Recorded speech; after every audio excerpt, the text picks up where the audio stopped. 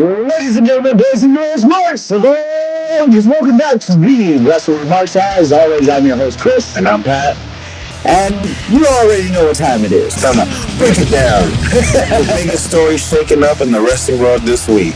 And it is time. It's Newswire time.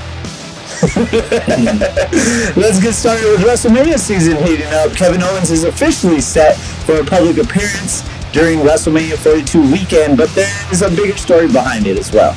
Yes. So this isn't just a fan signing. This is actually Owens' first major WWE appearance since his neck injury that sidelined him after Elimination Chamber last year, 2025. And don't forget, he was originally set to face off against Randy Orton in a Mania match before all that went down last year. Yeah. So there could be something coming back from that as well. And maybe he comes back and goes after Orton to help Cody. Yeah, who knows? So now he's going to be at WWE World, but the key detail here is that he's not expected in the ring anytime soon. Yeah, right now, the hope is just sometime before the end of 2026, which tells you this is very serious still. Yeah, but you got Stone Cold Steve Austin checking in on him, calling him a Hall of Famer. And that's high praise right there. Yeah, generational talent. Owens is also staying visible as a coach of WWE LFG, so he's still very much in the mix. Yeah, and next we're going to talk about the Road Dogg Jesse James.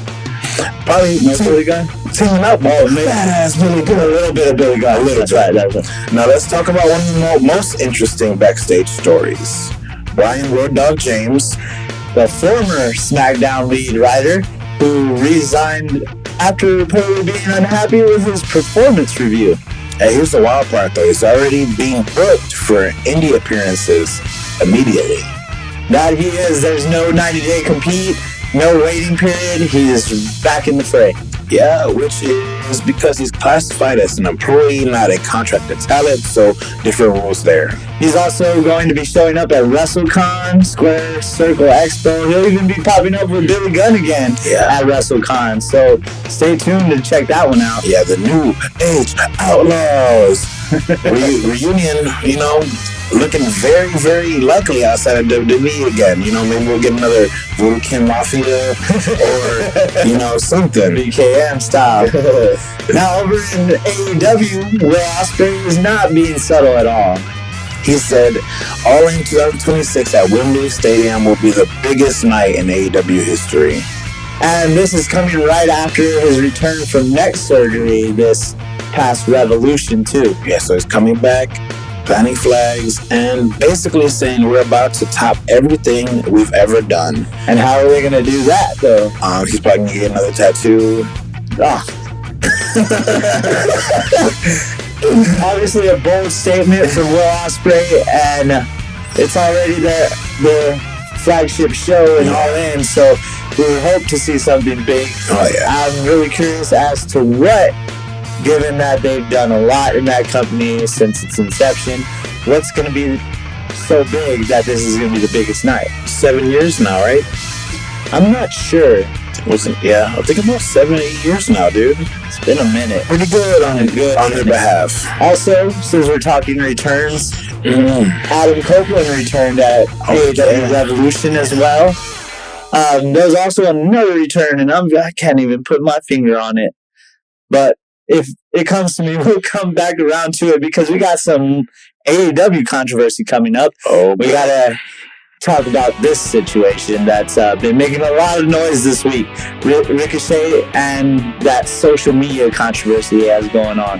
Yeah, this one got ugly really fast. And for context, Ricochet responded to fans criticizing his acting by telling them he was glad they had multiple sclerosis, which is a serious autoimmune disease. And that immediately sparked backlash across the wrestling community. At first, he doubled down, retweeted people supporting him, and didn't really walk it back right away. Yeah, but then in the last song, everything shifted after that.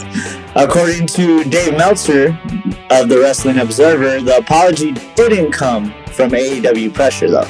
Yeah, apparently he wasn't forced to apologize.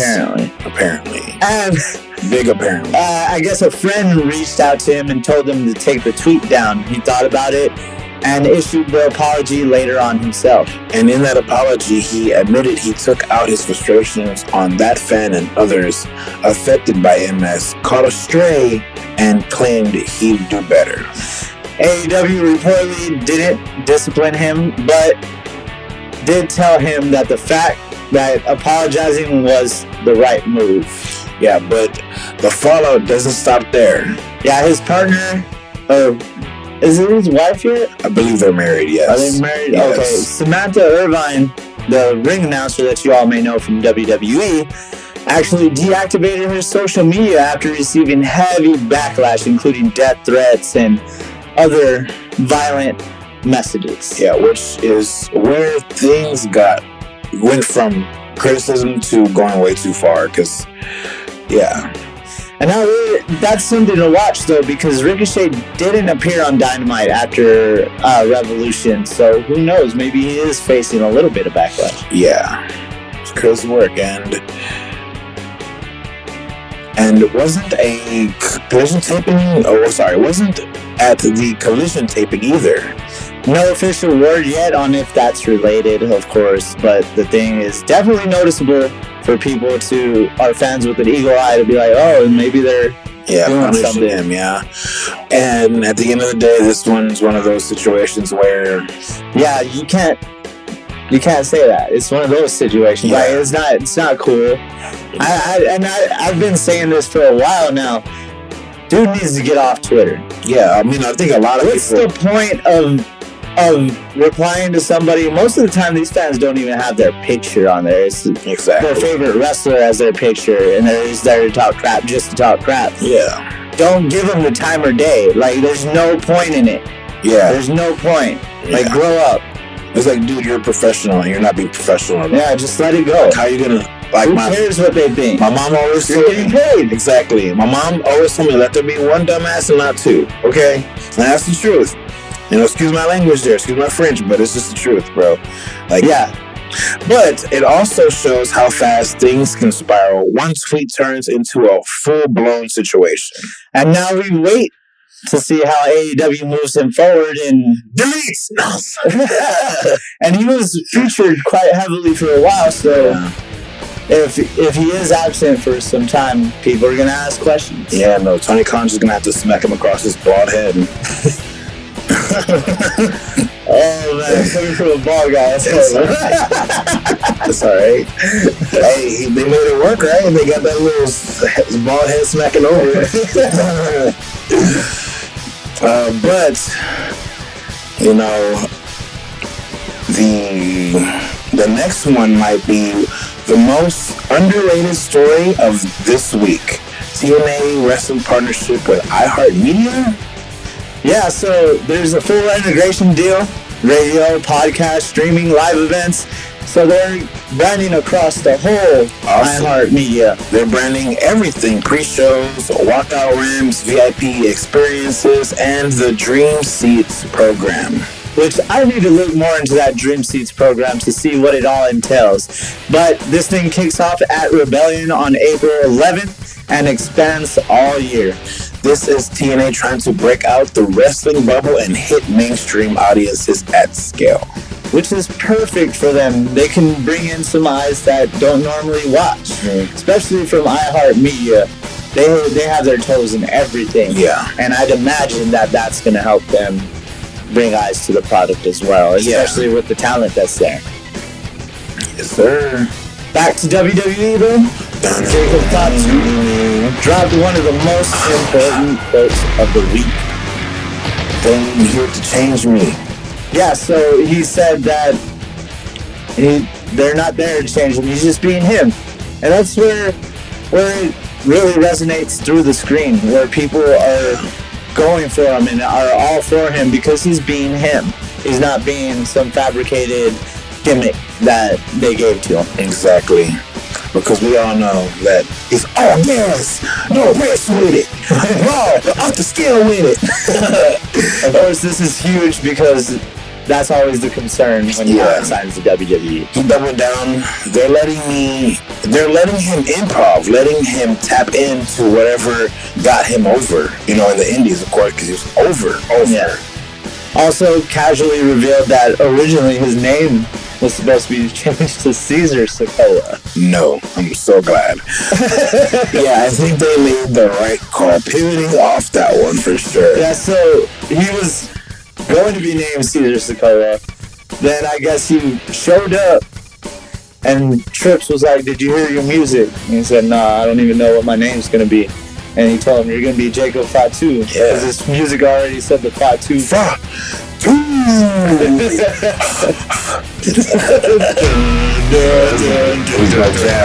Him and Oba's music are like my favorite, bro, right now.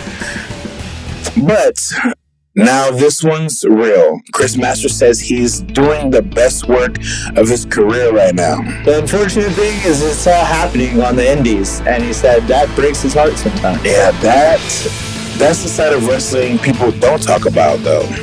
Yeah, also said that if he could go back, he'd change a lot.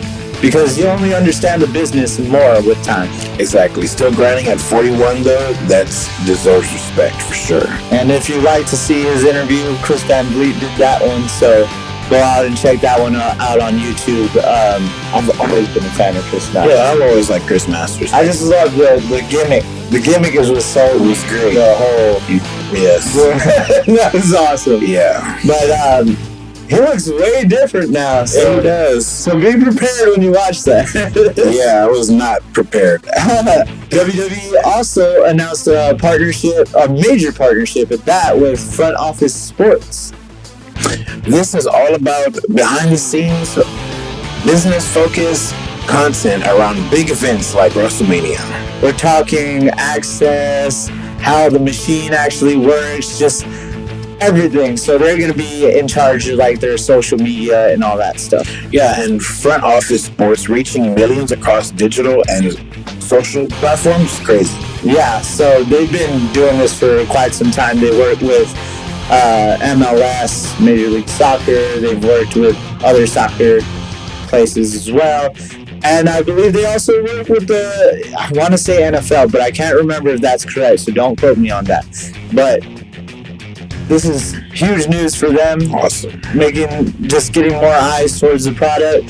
WWE is planting their flags deeper in the sports business world, and we love to see it. Yep.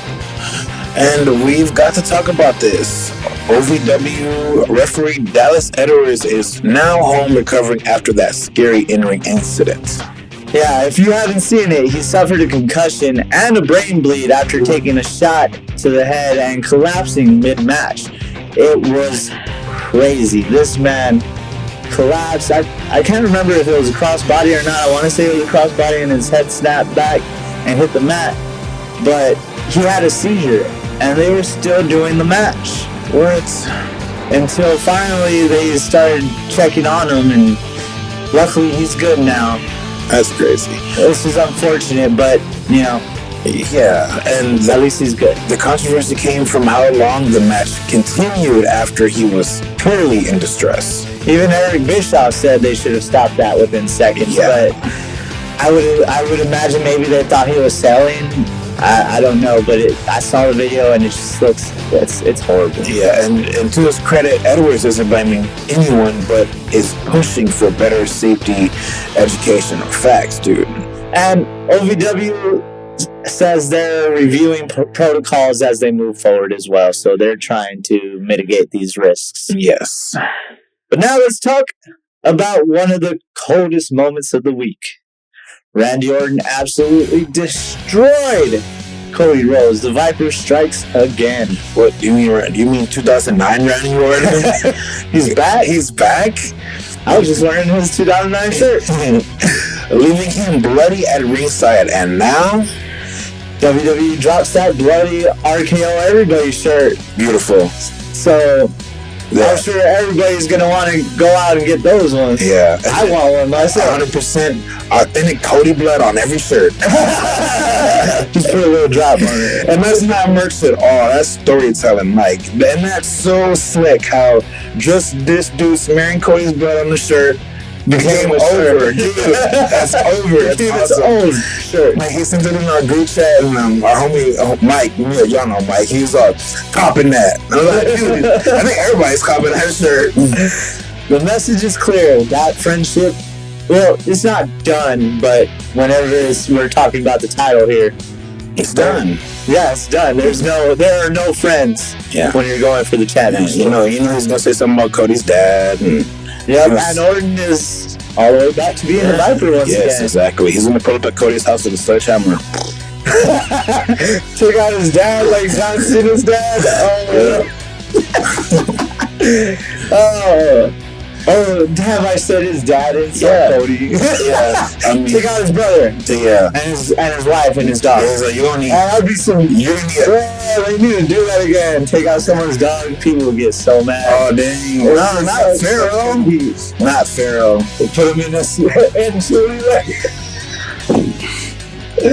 Big Boss man. And I hate you. Kettle match, dog. Oh gosh. But let's keep moving forward. Sorry. And finally, this might be one of the most interesting stories overall. Bayley wrestling in AAA, like we just talked about. Mm-hmm. She lost to Flammer in that upset, but Flammer retained in her open challenge. Which I don't know why we didn't say maybe Bayley's couldn't show up because she was already talking about wanting that smoke. I wasn't thinking about Bayley at all, but she said wrestling in Mexico reminded her why she loves wrestling. She talked about the crowd, the energy, and just the unpredictability and how she doesn't care where she performs. Yeah, not AEW, sorry. WWE, AAA, and TNA, she said she'll give her all, her whole heart, anywhere she goes. And I would hope to see it outside of that WWE bubble, outside of TNA, outside of AAA, outside of WWE. Did not care for this match, to be honest with you. Really? Not so much Bayley, I just really think that Flammer needed to slow down. It seems like they had a little clash in their styles. So, like we've said before, the Mexican style is completely different. Yeah. So, it seems that they seem to clash quite a bit, but they're starting to gain their footing. Yeah, starting to work that kind of WWE style, but keeping it lucha libre at the same exactly. Time. Yeah. So we're gonna go ahead and we're gonna go ahead and come on with the quick hits before we move on. Yeah. So WWE 2K26, it's got number 3 in UK sales right now, only behind Resident Evil, Requiem, and Mario Kart, which is crazy that Mario Kart is still there. Yeah, Mario Kart's been out for a while. But this is only in UK. They don't do that in US anymore. They don't track all that, so that's unfortunate. But as of now, it's number 3 in the UK, which is crazy work, man. People talk so much crap about the 2K series, yet they buy every single one of them. Yeah, exactly. Also, Nina Shirakawa replaced Toni Storm in this week's match against Marina Shafir. Storm was written off being attacked in the back, but word is she is legitimately injured. The extent of the injury is yet to be addressed, though.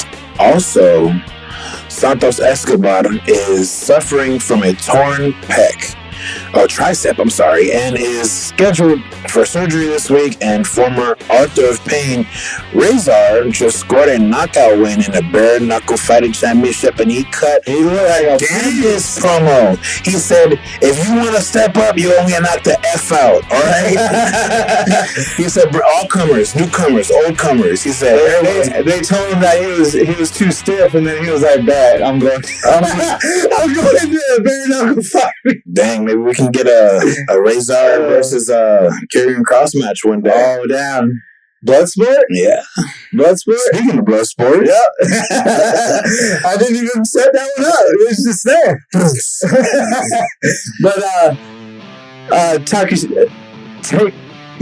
Takeda, will take on Pete Dunne And that has just been added to Josh Barnett's Bloodsport 15. So I haven't seen Pete Dunne. Yeah, I haven't seen him in a minute. Man. I thought they were gonna release him or something like that. Yeah, but he's still there Somewhere.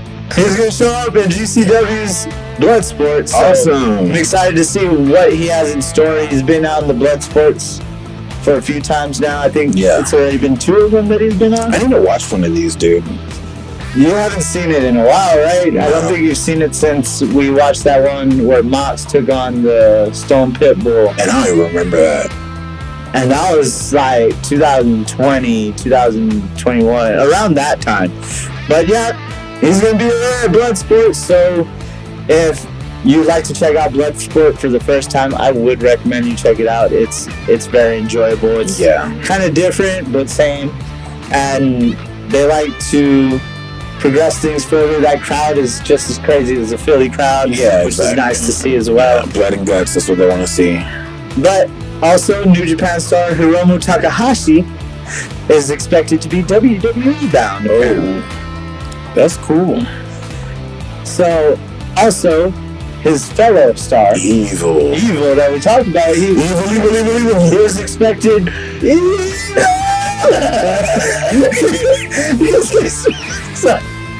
I think of that every time I see that. But his imminent signing has yet to be confirmed because we talked about this, and it said that he's interested in starting his WWE career in NXT. I'm not dude like when wrestlers look at it like, okay, well, let me actually learn. Let me brush up. Let me polish myself. Exactly. You know, before, because no, not even, awesome. Yeah, and apparently Jade Cargill is just as frustrated as some of us when it comes to defending the title or even having matches, period. Stating, quote, whenever you become champion, you want to defend your title as much as possible, end quote. She also went on to say she understands that a lot of their division is tied up in the tag division right now. They're building that up. So, like, she was just basically saying, yeah, I'm frustrated, but I understand this is going on and this is going on. So, and her hands are pretty much tied. She doesn't have no point. Still champ, though. Regardless. Alright, he's still champ, though. Get on my level.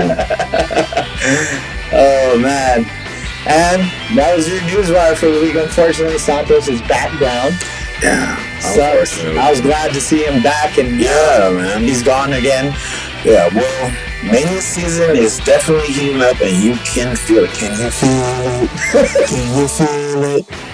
Oh man, injuries, returns, business moves, and straight up chaos. Yeah, and we're just getting started. Because we gotta hit the recaps. All the recaps. You get a recap. You get a recap. You get a recap. So, let's run down SmackDown. And we just talked about this on the newswire, so let's get a little deeper into it. But now it's time to really get into it. It's time to get down to the meat and potatoes. Let's recap! Because everything we're seeing right now, it all came to a head on SmackDown. Yeah, wrestling contracts, personal grudges, and a whole lot of chaos going on. We circle back to this, but the contract signing between Cody and Randy Orton was looming over the entire show the whole time. Yeah, you could feel it all night. Everything was building towards that moment. Drew was hot to open the show, having a war of words with AP. Nah, it's not AP. Or, yeah, it's Magnus. Before getting into it with Fatu and exclaims he quit. But did he really? We'll get back to that. We'll spin back on that. Now let's start with the women's division. We got a tag team match that quickly turned into something bigger. Yeah, the match itself was solid, but it gets thrown out after a surprise return. Yeah, so the Bella twins show up. We were just talking about this recently. It's a good thing they haven't been out. Well, now they are. Yep. And the whole thing breaks down into chaos. They attack the frenemies and the irresistible forces, ending it in a no contest. And now we got another layer added to the women's tag scene heading into Mania. Throughout the night, we're getting segments teasing different Mania programs as well. And one of the biggest ones, Drew McIntyre and Jacob Fatu. These two were not playing nice at all. Drew attacked Fatu, gifting Trick the win in their match. Ooh, and as he returned from quitting. Yeah.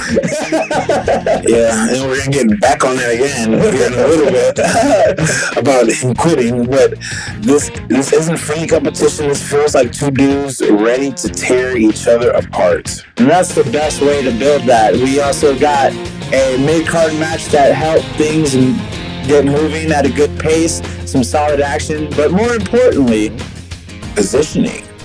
This is where you start seeing who's getting momentum heading into WrestleMania. Exactly. Wins and losses matter a little more this time of year. Yes, sir. Tag division got some shine too. And you can tell that WWE is trying to tighten things up there heading up to WrestleMania. The Wyatt Six and the MFT's feud continues as Nikki Cross distracts with the lantern, but Tama Tonga retreated back. So obviously we're going to have some more Wyatt Six and MFTs. Yeah, a little more direction, less random pairings, and also weave Nakamura in there as they continue to build him up again against Tama Tonga. Yeah, so I was thinking about this after that brought up now. Evil. True. And Takahashi. Maybe he's going to get his own faction. Exactly. That would be awesome. But, I mean, Evil wants to go to NXT, so who knows? But who knows how long it will be, though. I mean, you're not wrong. Look at Stephanie. Stephanie was there for a cup of coffee. A lot of them were now. Yeah. A lot of them were, but I mean, hey, it's nice to see them in the main roster, and after realizing that's really what I want to see. Y'all just saw some New Japan talent. Y'all just saw a live epiphany right now, bro. Epiphany. In other tag action, the unusual pairing of the number one contenders, Damian Priest and Truth, beat Los Garzas in probably the best match of the night, I feel like. It was nice to see the underutilized cousins be on TV again. Yes, sir. Oh, yeah, and we also had Jelly Roll on this TV. Oh. I think they should just let this go already. I just think, yeah, no. Jelly Roll gotta go. Stratton also beat Kiana James, who had another decent outing, and it seems that they may be threading the needle for a U.S. title bout for Tiffy, because her and Julia have been bumping heads quite a bit. Yeah, and I'm not saying like this is like I'm pretty sure people see Tiffy going for the U.S. title as like a demotion, but it's really not. I mean, you gotta have some accolades under your belt. Well, you gotta have to. Not have somebody else have the title every now and then too. So. Yeah, but not everybody can be a two-time Grand Slam champion. Like, everybody's favorite mentor, The Miz. My boy Curse. I love him. That's my guy. Even though his balls are tiny. They're massive, okay? That's not what Maurice said, so. Oh, okay. And then as the show goes on, everything starts narrowing in. And the energy shifts. The crowd knows what's coming. The main event segment, Cody Rhodes and Randy Orton. It's contract signing time. And this wasn't just a formality. This was years of history and one ring. Cody talks about respecting his promo and legacy, and he also talks about their relationship. Yeah, he would tell us, Orton, I'll always love you. Orton fires back saying he needs the title more than Cody understands. Yeah, that's not coincidence. That's desperation. He should have known right there. They sign the contract, shake hands. I hear voices in my head. Hit the man in the balls, punch him in the head. And then Orton snaps. He drives Cody into the table and unleashes. Gets Cody all bloodied. Yep. Like we said, wipes his hand on that shirt. Yeah. It becomes a shirt. Throws him into the steps, busts him open. Ignores officials, ignores everything. He's just in full Viper mode. He even pushed my boy Magnus. The disrespect. Don't you put your head. It's insane. They need to. Might be leaving something between them. They need to. I hope so. That'd be cool. I would like to see Magnus have. Look at all this have. See, we're going Magnus too much. Yeah. I would really like to see Nick Aldis in a WWE ring. Me too. Not just officiating. Yes. And then he, of course, he sets up the bigger part of the steps. They kick him out. He comes back, jumps on the table with the chair, and boom! The fences Cody Rhodes gets smashed, destroyed by the chair. Just to make that point, and Cody is just laid out bleeding. Yeah, and Randy Orton just stares at the title. He goes up there, he sits down with the championship while everybody's chanting his name. Yeah. Oh yeah. Everybody's happy for this heel turn. I love it. And it's a huge statement from Randy. You think he's gonna end up getting the title? I mean, I hope so. And it's cool. Everyone's complaining. I heard a lot of people talk crap about this. Cody being champion, but they've been building this since WrestleMania 40. Since, and I love how they did a little recap, of Randy looking up at him winning the belt at WrestleMania 40 after dethroning Roman and all the little subtle hints, Yeah, that's how they are. They're always subtle, and people don't realize it until they recap it for you. Yeah. So this whole time they've been planting seeds and just weren't. Yeah, I showed this segment to my brother, and he was like, "Man, there's no way." He's like, he literally just whooped his ass and left.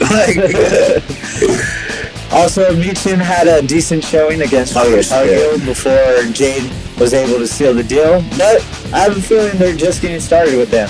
Yeah. We would have to see if BFAT plays in this later on. Maybe. So across the board, SmackDown did exactly what it needed to do. Advanced multiple storylines, added returns, and built tensions. But made one thing crystal clear. WrestleMania 42 is about to get personal.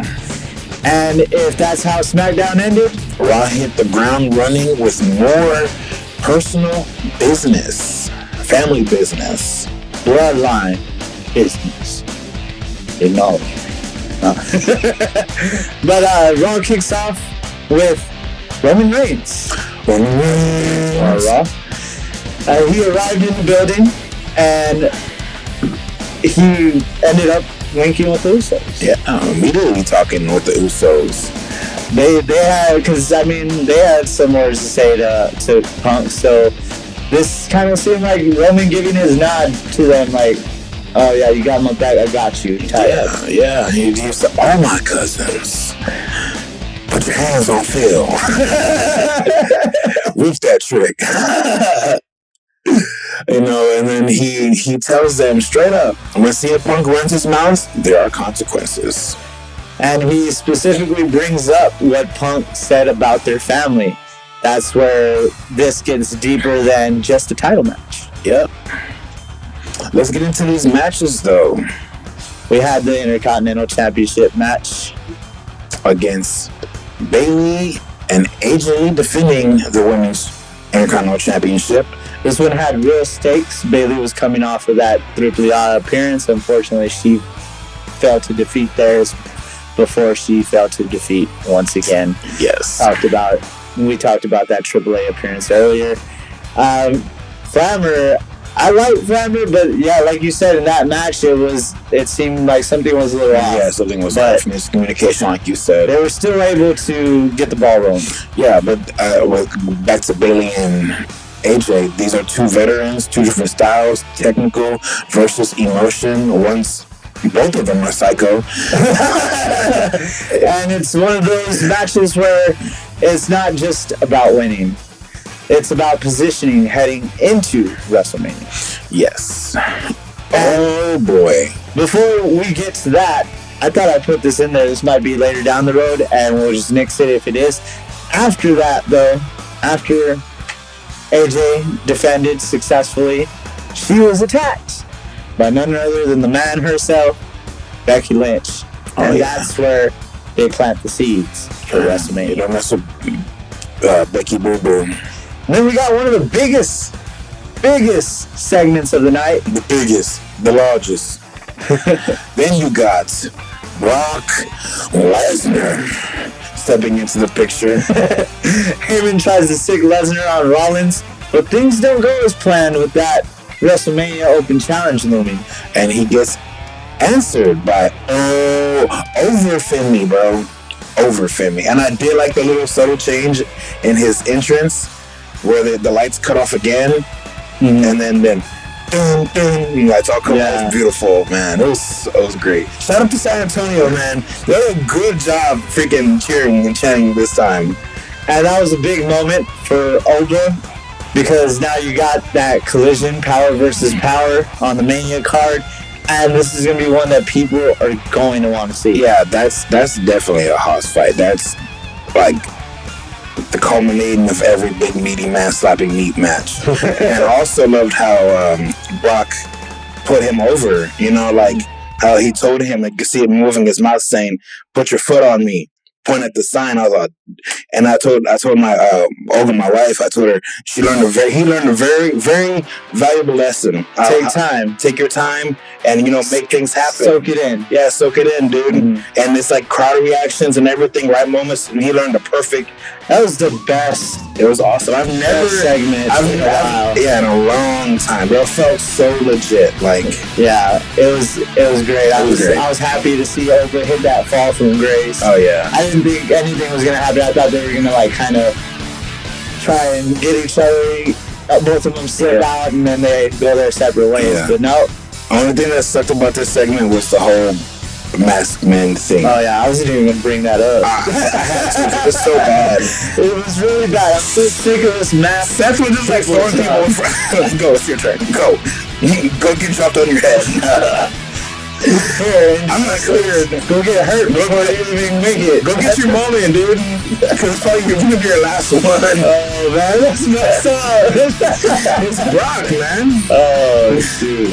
Even outside of the match itself, though, the visual of those two facing off is epic. Yeah, that says itself. You don't even need to say anything. I mean, just book the match at that point, man. Raw also kept things moving across the board with multiple segments pushing different feuds forward. Yes, that's the theme right now, though. Everything is about the positioning before WrestleMania. Plus, we got the Grandes still building and targeting each other. Each other's masks. Yeah, each other's masks. By the time Mania is over, one of the masks is gonna be coming off, bro. I would assume, right? I mean, they still keep on attacking it every single time they have a match. Both of them are trying to take off each other's masks. Yeah. It's only right to have it at Mania. Shout out to my boy, the Rey de Reyes. You know what I'm saying? Oh, yeah. We didn't bring that up. We did it. Yeah. The real Grande Americano, not that. I was about to say something else that starts with an L, and I'm not saying it. Not Chaparro. But let's get into that main event. Well, not technically a main event, but a main event segment because it took place at the end as Roman Reigns responded to CM Punk. And this is where everything ties together. The promo, personal lines crossed. That's all they do now, it seems. Roman comes out, and you can tell this wasn't just about the title. Yeah, this was about respect, family, and pride. Because Punk took it there, and Roman's making it clear he's not letting it slide. You know, my boy Punk quoted Dave Chappelle this week. He could say he was a habitual line stepper. Oh, I know. Look out for that. You know, and of course the tension, you can cut that with a knife. You know, like a hot knife cutting through butter, bro. Yep. And then you got these two top guys facing off for the Mania main event. And I heard that apparently Roman was supposed to bring up Larry. Oh. Instead of the promo he did have. Yeah. But they mixed that. Yeah, it's too soon. Too soon? Too soon. I feel like it should have been done. Larry didn't do nothing to nobody, bro. I was going to say neither did, but no. His dad beat up everybody. Oh, wow. Roman Reigns down with power through everybody. So he did do something to somebody. Yeah, so somebody somewhere. Oh, man. Roman's whole message is simple, though. You don't talk about family without consequences. That's facts. And Punk, he's not backing down. No, he keeps doubling down. And the show closes with that energy just hanging in the air. Yeah, no resolution, just tension. Which, honestly, that's exactly what you want. Is this close as you're heading into I mean, is Roman lying, though? I mean, he is kind of old. Oh, man. I mean, that was a good. How old is Roman? Roman's like 41, 42. They're like 5-6 years apart, if you think about it. You're pretty old, too. Yeah. You need to put on that gray hair in the side of the boy. We also had Penta defending his title against Dragon Lee. It was a little banger in itself, replacing the injured Dom Mysterio. Yes. We didn't address this either. He got a unprotected chair shot to the head at Reyes and just kind of split his head open at the top. So he's on concussion protocol as of right now. Yeah, I know. Kofi is still trying to recruit Javon on the sidelines, and Danhausen pleads his case to be the third New Day member, but was denied, resulting in a curse. He was trying to curse Kofi, and it didn't happen. I love that. Kofi pulled him. Did you pull me in front of the curse? He pulls Grayson Waller in front, and now Grayson Waller is the one cursed. Yeah, he took the shirt off and was like, that was great. Natty also makes Maxine tap, and let's hope that's the end of that. Yeah, me too. Because Natty needs to move forward to something else. It's enough of this Maxine stuff. Raquel had a nice outing against Stephanie, progressing their storyline while still involving the Judgment Day drama and pushing multiple arcs forward. Io even got involved, which you would think she'll be thrusted into something soon for Mania. Yeah, I was going to also say, too, no Finn this week, so... Of course, because I'm sure because him and Dom are going to fight at Mania. But it's not going to be Finn Balor, he fights. It's going to be the Demon, you think so? He's constantly said that he's not going to bring it back, but who knows? Yeah, but we love it too much. Yeah. And I feel like, he said it on Cody's podcast a couple months back that at WWE it has to be a reason for him to come. You know what I'm saying? Yeah, so. I guess that is more reason than not. Yeah. But that is what happened there on Raw. Now let's get into our NXT recap. I'm appalled. And this was Booker T Appreciation Night. I'm appalled. NXT kicks off from Houston with Booker T Appreciation Night, which already gives the show a big fight feel before anything even happens. And on top of that, this is a clearly heavy built show heading into Stand and Deliver, as we're trying to build multiple story arcs to build that Stand and Deliver card. Yes, sir. We open with the triple threat for the NXT Women's Championship. It is just Jane defending against Soruka and Zarya. Fast pace from the jump, consistent momentum shifts, and nobody is really in control. That's the nature of triple threats. As you know, no breaks, no breathing room. No bathroom breaks either. And Jacy Jaynes finds a way to retain the title, surviving both challengers. Which is big because now she heads into Stand and Deliver, still on top of the division, with multiple people coming after her. And I would imagine that eventually she's going to fall. And I think it's going to happen at Stand and Deliver, honestly. And next up, we have Fallon Henley versus Ren Sinclair for the Speed title. Quick, high urgency match because it's a Speed title match. And I was excited to see Ren ripping it up in Texas once again. Yes, and we get a title change. Ren Sinclair wins the championship. Yay! That's momentum shift right there. New champion, new direction. She taps out Fallon Henley with time to spare, and finally, my girl Ren is champion. I really like Ren Sinclair. Good on her. Good on you, mate. Yeah, I'm excited to see her finally having a title. I've been wanting this since she jumped to NXT, given that we saw her, I don't even know if she was still in school at the time or what, but it was when it was the hybrid school of wrestling. Yeah. I mean, wrestling there at Billy Madison's Listeners Bash for 995 Kiss here in San Antonio. That was a great night. And they had an RCW show. Jericho headlined on stage with Fozzy. And Ren Sinclair was right there. Maddie Rankowski at the time. That's and awesome. took on Krista James, I think it was. Oh, yeah. Okay, because I'm trying to piece it together. She had that one leg. Yes. Here, kind of like Zack Ryder's old gear. Awesome. It was green, white, and black. So I'm excited that she has a title. I'm excited to see what direction they take this. And also with the Ren QCC, given that the NQCC is completely disbanded now. Yeah. Isn't that wild? Ren is in WWE. There's talks about Jericho coming back, and Jazz is a coach now. That's crazy. Oh, that's true. Saw that night. Because that's everybody we saw. Yeah, awesome. And then what we got next? We got the tag division. Yes. We got some shine in the tag division as we get a number one contenders match. Yeah, Chris's favorite group, Hank and Tank versus Birthright. And this is all about positioning. Because right now in NXT, the tag scene is being rebuilt. This is how you establish your next challengers. Yes, we also got trios action. I actually talk a lot of smack about them, but I really do like the Mean Street Posse, aka Vanity Project. They went up against Los Americanos. And also, before we get into that, the Birthright won that one. I didn't even put that in there. But yeah, it was crazy to see Los Americanos in NXT. They got work everywhere. Yeah, dude, they're everywhere. That's good. It's good for them. They're not floundering. They're not. They're working in every show. Yes. So clearly, there's demand. Yeah. Fast, chaotic, and lots of moving parts in this match, and it kept that show flowing. Yes, sir. Of course, Los Americanos end up taking it. They took it. And the Vanity Project, man, I do like them. But in this match, not so much. Nah. It seemed like they were off their game. I don't know what it was.